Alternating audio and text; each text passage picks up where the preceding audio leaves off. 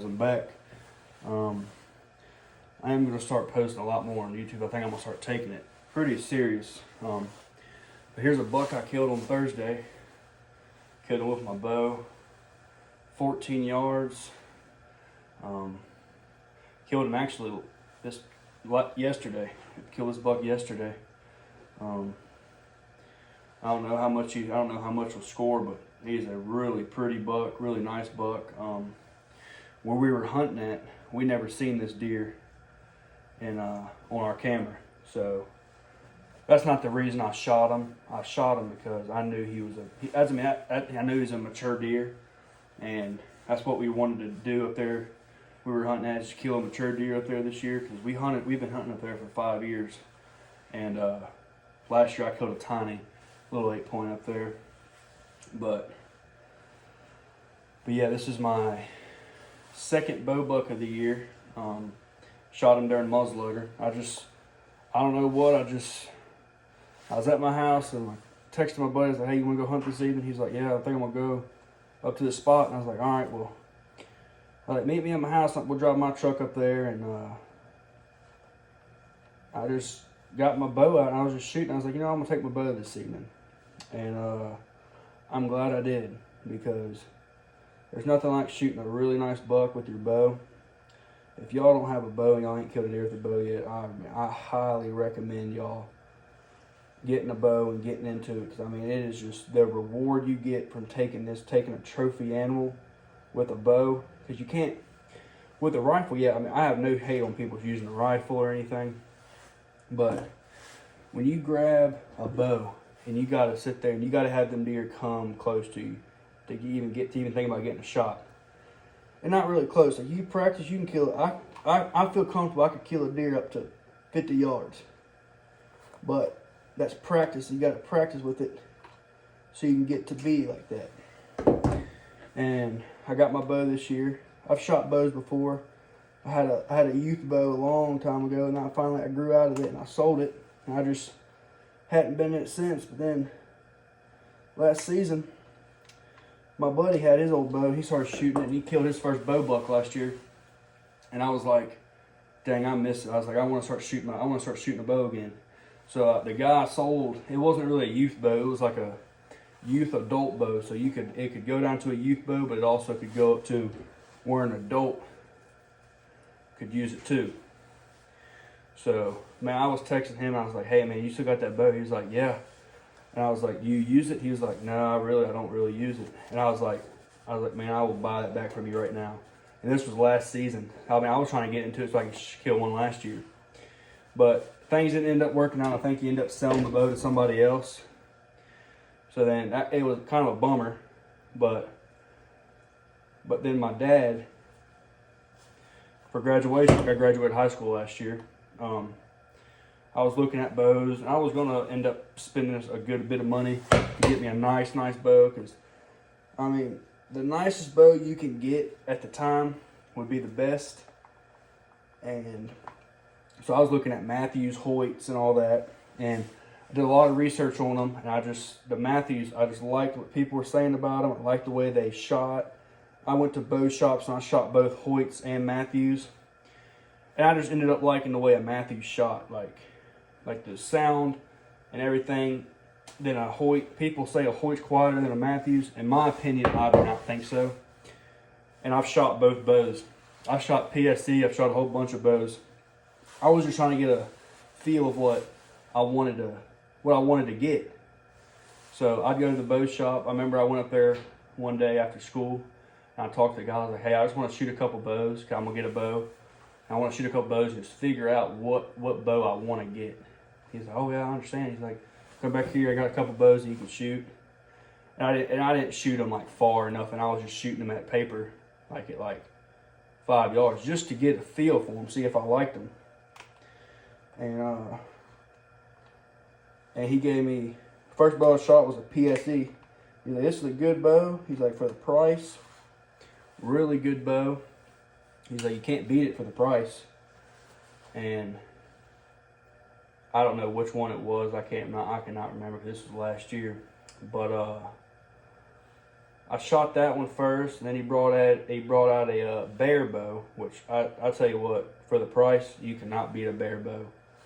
Like the everything they do to that bow for the price.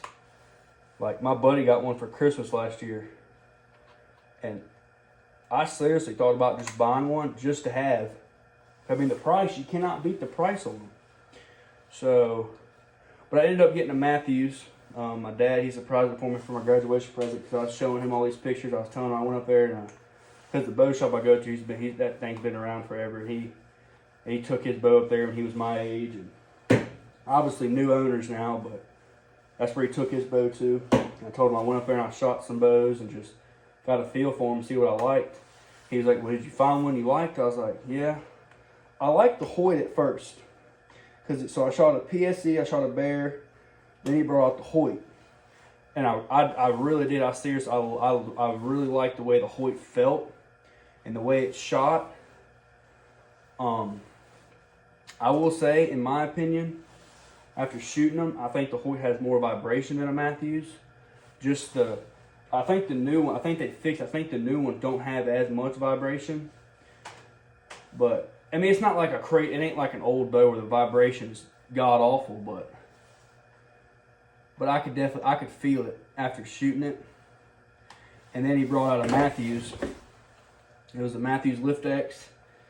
And mind you, I wasn't shooting far. So I mean, I was just shooting at 5 yards, just seeing how it felt in my hand, how I liked it, and everything. And he brought that bow out, and I fell in love as soon as I shot it. But I couldn't stop shooting it. He literally went up to the front and just started helping other people, and I was just back there. I think I shot that bow probably 100 times back there shooting it, and I fell in love. But, so I left there, went back to the house. My dad got home from work, and I was telling him where I went and everything. He said, "Would you find one you liked?" I was like, "Yeah, I really like the Matthews." He was like, "Oh yeah, they're good bows and that." I think he had one back in the day. I think he had the switchback, pretty sure. But I told him which one I liked, and he was like, "All right, well," we just started talking about it. Let's see, let me turn this off real quick, guys. Turn this propane off. But switch up real quick. I boiled this deer head tonight. I'm starting up a little kind of skull mounting business. Me and my buddy, oh my gosh. We've been doing our own skull mount for a couple years now. Like doing it. It's fun. In my opinion, I think it's fun. Can't use those no more till they're dry. But I think it's fun being able to work on my own deer and not have the wait time that you take it to another guy. He's like, "All right, well, I'll have it done, and so I'll have it done in 3 months." When I can sit here and I shot this deer yesterday, and got him out of the pot, pressure washed him. Now I'm just getting all the excess meat that the pressure washer didn't get. And I mean, this deer will be done tomorrow. He'll be up on the wall tomorrow. So I mean, it just goes to show you find something you can do. You can do anything, but you find something you like to do and you can do it yourself, then you can save money.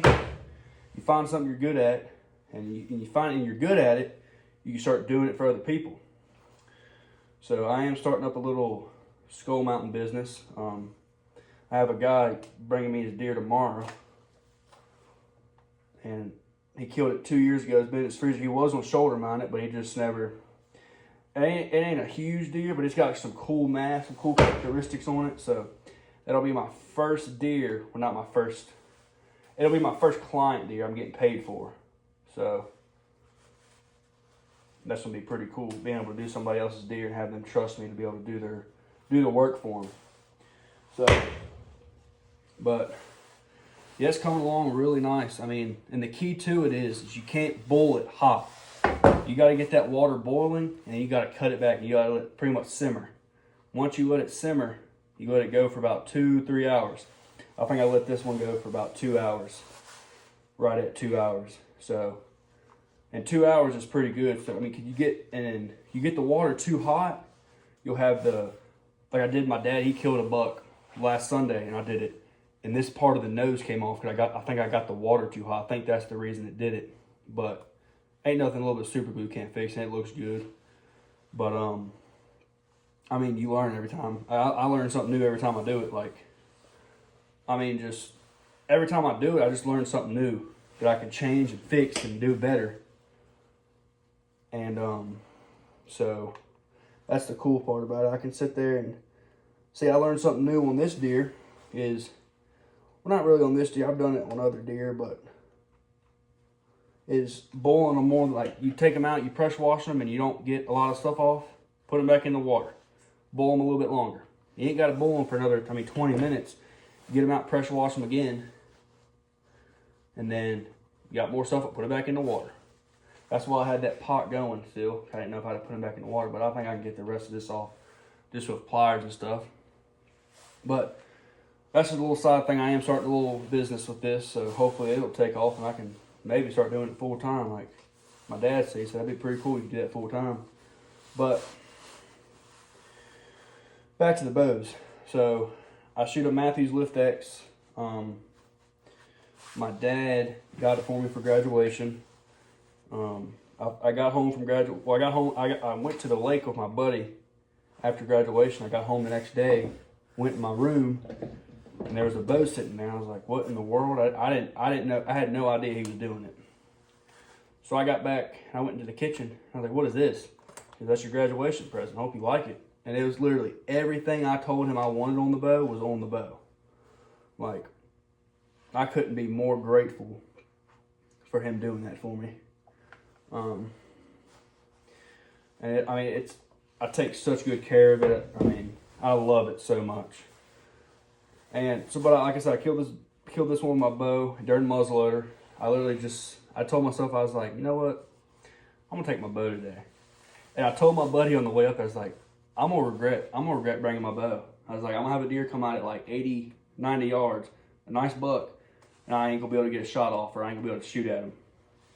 But nope, this joker right here, I was sitting I got in my stand at I got in my stand late just because we got up there late, and I was trying to find a good spot. I was gonna sit somewhere else. I wanted to kill a nice doe, but I was like, well, I can't get in that tree because the tree had a bunch of overgrowth on it, so it won't gonna work out to begin with. So I went to a spot that I sat in probably a couple weeks ago.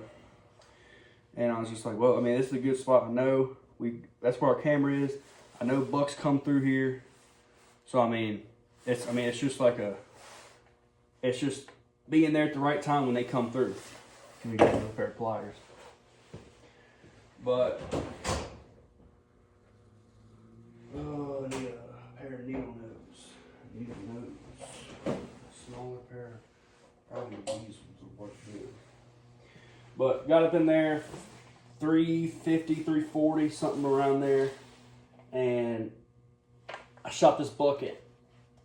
And shot this bucket 420, 425. So I was in my stand for less than 30 minutes. And he came out, and I didn't think I was going to be able to get a shot off just from where he was walking at. I didn't think that he was going to give me a shot. But I tell you what, he gave me probably the shot that any bow hunter would be like, I don't know how that just happened. He came walking across from me, and I had some good cover in front of me, so I couldn't get a shot off when he first came out. So then I was like, so I stood up, had my bow in my hand, and he literally cut across the food plot, come right to me. He was literally I was at full draw like this looking at him. I thought I was going to have to shoot him through his spine. But he looked up at me. And when he looked up at me, I was like, oh my gosh. I was like, please do not spook. Because this is the nicest buck I've seen in person up there. So, but no, he didn't spook. He literally looked up at me. I'm at full draw, and he just turns the other way and walks and starts walking. And I'm on him. I didn't want to stop him because I didn't want to spook him. So I'm at full draw. He's walking. I get to a lane. I shoot. I mean, I drilled him. I drilled him. He didn't get. He went 35 yards. He started wobbling. fell right over. I double lunged and heart punched him. Shot him at 14 yards. Cool. One of the coolest shots I'll probably ever get with my bow. Nothing will top my first bow buck. I'll have to make another story just on that. Just how that went down and everything. That was insane how that happened. But, yep, I thought I would just get on here and just give y'all a little rundown and just kind of give y'all the news. I'm gonna try to start doing this pretty often and try growing my channel. And honestly, do this and do YouTube and just try to make that a living.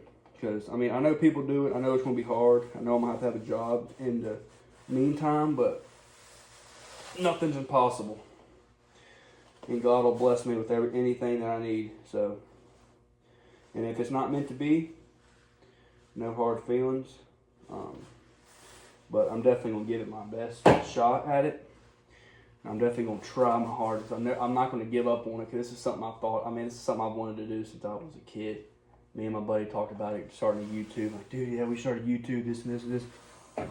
And you can't start a YouTube unless you start posting videos. I'll tell you one YouTuber that I've watched since he had, I think, less than 1,000 subscribers. And it's Fisher Yin. And he's pretty local to me. He's from Williamsburg. I mean, he's pretty local to where I'm at.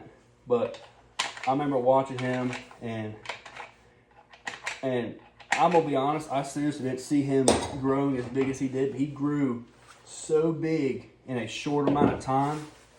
Insane. Just because how consistent he was. He was still in college. He was just posting consistently, keeping videos up, and just going, doing what he loved doing, fishing.